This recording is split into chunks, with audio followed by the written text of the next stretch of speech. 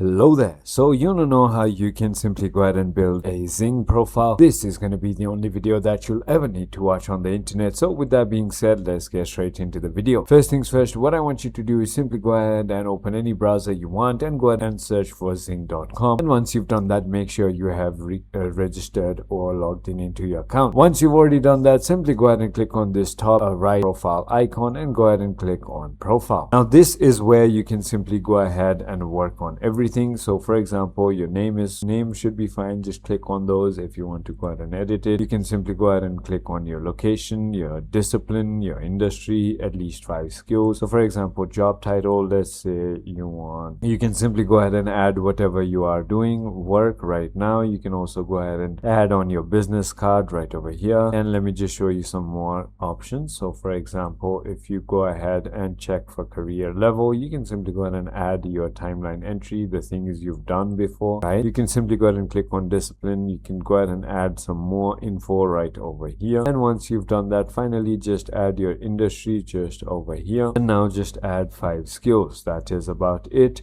You can simply go ahead and complete it in like 5 minutes. So I hope this video was helpful to you. If it was, hit that like button and I'll see you on the next one.